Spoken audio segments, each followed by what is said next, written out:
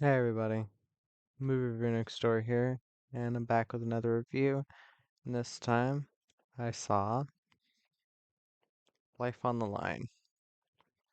This is an action drama film from 2015, directed by David Hackle, and it stars John Travolta, Kate Bosworth, Devon Sawa, Julie Benz, Sharon Stone, and Gil Bellows, and Ryan Robbins. In this film, a crew of men who do the high wire work of fixing the electrical grid are hit by a sudden deadly storm. So, what did I think of Life on the Line? Well, I wanted to give this film a because I like the director, David Hackle. I liked his work on the Saw series. He gave one of my favorite films of the series. Um, he did Dangerous, which was pretty fun, and Daughter of the Wolf, which was pretty fun. I'd say this is not one of his best films. It is my least favorite film of his so far. I have not seen Into the Grizzly Maze. But yeah, um, it's not that this is a bad film. It's more so disappointing because I like the director going in. And I actually like a lot of the actors in this film. So let me get to the actors. John Travolta plays Bo Ginner, which I guess is supposed to be wordplay. Bo Ginner, beginner. I don't know. He's good in the film. He plays his character well. He's a guy marred by tragedy in his family, has to take care of Bailey. He does a good job playing this type of role.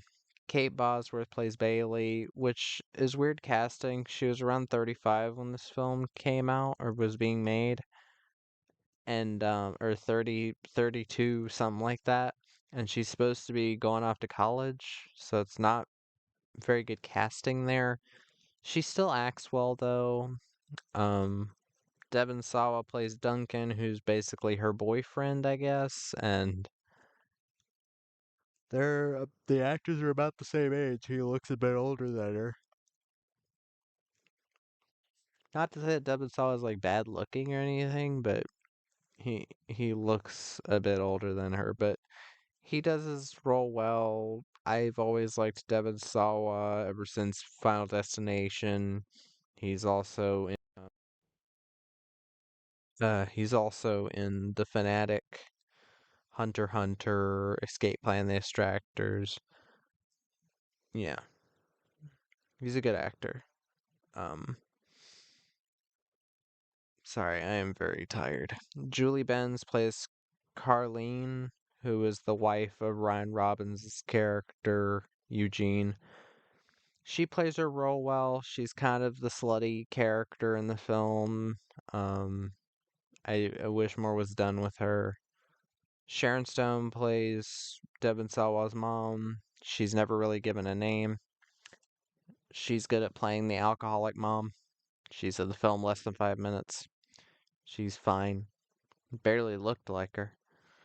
Um, Gil Bellows plays Poke Chop, who is Bo's best friend and another lineman. He does well. You've seen him in a million things. Um, Ryan Robbins plays Eugene, who is basically a war vet. Um he has PTSD from when he was in the war, so he has issues at home and stuff, and he plays his role well. I've liked him. He was in the later Sniper films. Um, but yeah, he's been in a lot of other stuff, but I recently recognize him from the Sniper films, and I can't wait to see Sniper Grit. Um, but yeah, this film, going into it knowing David Hackle directed it, I was like, oh, maybe this will be fun. Maybe it'll be a shit. And I didn't really get either of those from it. It's, again, it's okay. I'll start off by saying what's good about it, because it's kind of hard to talk about this movie. And I know I said that in every single video. One, I'm tired. Two, I watched a movie just to keep me up a little bit longer. And three, this movie is just kind of, there's not much to say about it. Um, One, I will say this film looks pretty professional. It doesn't look super cheap, at least cinematography wise. The acting is pretty good overall. There's not like a bunch of terrible actors in it. There's some really nice shots of scenery of Texas because this takes place in Texas where my father's from, which is cool. I like Texas. Texas is awesome. Um this film, at least at the beginning, tries to be somewhat realistic on lineman work, and that's about where it ends. Because this film isn't like terribly written or anything. It's not like it's a bit cliche, sure, but cliche doesn't really matter to me as long as your film is entertaining. And for the first 50 minutes of the movie, for the first 50 of this 97-minute movie, I was like, okay, like where they're going, they're trying to make it a bit um more realistically paced. They're trying to go for a like, oh, we're gonna start off kind of slow and finish strong type of thing, which I'm fine with. There's films like this that I've really liked. There's Dragged Across Concrete, one of my favorites. Edge of Darkness, where it's not really an action film, but it ends off really with a punch, and it really feels like, well, I mean, more happened throughout the movie before that point too. Um, yeah. Uh, with this film, it's mostly slow, at times character development, and at times it's weird, like setups for really stupid subplots later in the film. There's one subplot about a guy who it's never really established if he's like a former boyfriend of Bailey's, but he like keeps stalking her and keeps trying to take her groceries to her house and trying to get into the house.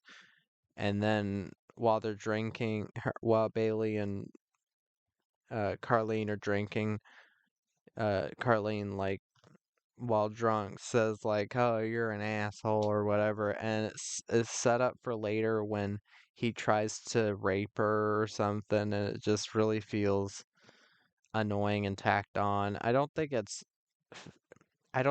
like offensive or anything, but I could see it coming from a mile away that they were setting this guy up to be like the ultimate piece of shit, so of course they had to do that.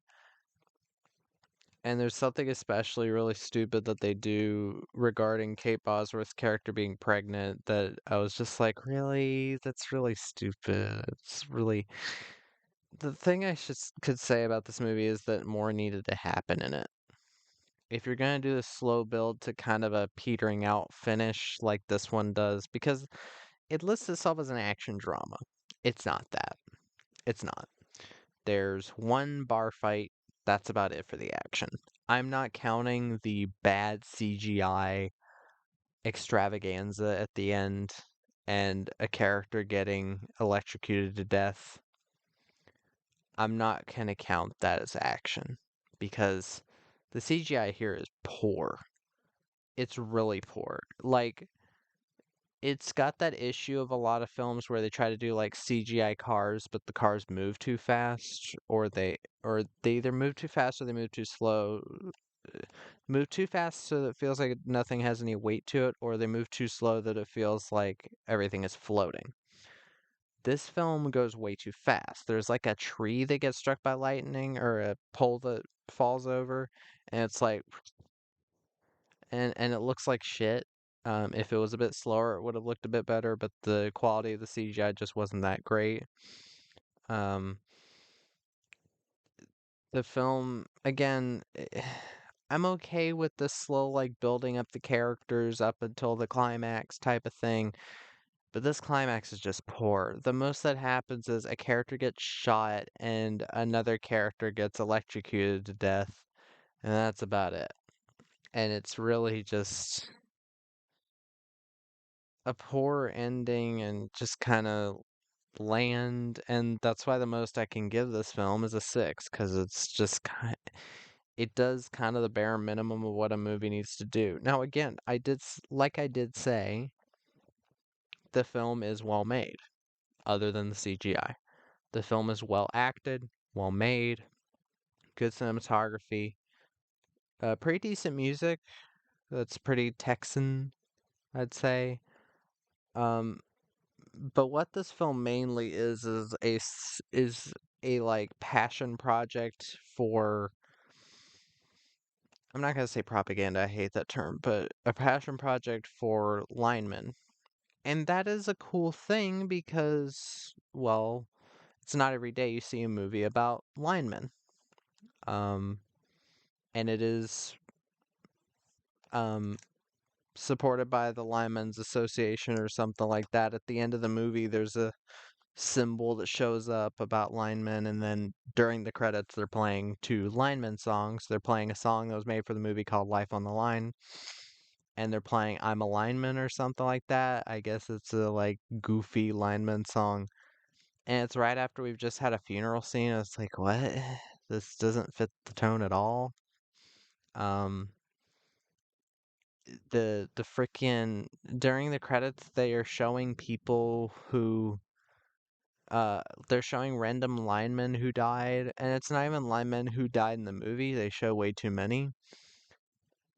And the whole crux of this whole thing is that the film was apparently based on a true story. I don't know the validity of that. I didn't look that up. I was just looking for an entertaining movie. I didn't even know that going into it. I just knew that it was directed by David Hackle, and I wanted to see it because I like David Hackle. But I would definitely say the film was a bit of a disappointment for me because I like John Travolta, I like Kate Bosworth, Devon Sawa, Julie Benz, Sharon Stone, Gil Bellows, Ryan Robbins. Um, who else was in this? Oh yeah, even Louis Ferreira pops up at one point in one scene, who was in Saw 4, which wasn't directed by David Hackle. That was directed by Darren Lynn Bousman. So I don't know if that was supposed to be a joke, because frickin' Julie Benz was in Saw 5, if you'll remember, which is also directed by David Hackle, in the main trap plot of Saw 5. So was that intentional to be like, oh look, it's the guy from Saw 4 and it's the girl from Saw 5? Like, I don't know if that was meant to be a reference, or if they're just like friends, or if David Hackle must be friends of the directors and just been like, yeah, could we get this guy for like a one scene cameo? It's like, and only I would recognize this guy, or people who are diehard Saw fans. It's because Saw 4 wasn't even a great one, in my opinion. It was just okay like this. I'd rather watch it over this. It was more entertaining than this. But yeah, overall this film is just kind of blah. Not a lot to recommend here unless you're okay with suffering through a movie. Like if you're watching this movie with some friends and some beers and you're drunk, maybe you'll get something out of this. But for the most part, it's kind of soap opera-y. It's kind of melodramatic at times, especially the flashback that happens at the beginning, where not only does the main character, one of the main characters, uh, father die in a lineman accident. Her mother dies the same night, driving to the hospital to see him, and she gets fucking T-boned. Like, it's very soap opera. Um, and I can only say it's possibly because of the affiliation of the lineman committee or whatever, but like, Jesus Christ, is this it was a bit of a hard sit, this one. Again, I'd rather watch Saw 4. Would I rather watch Suddenly, though?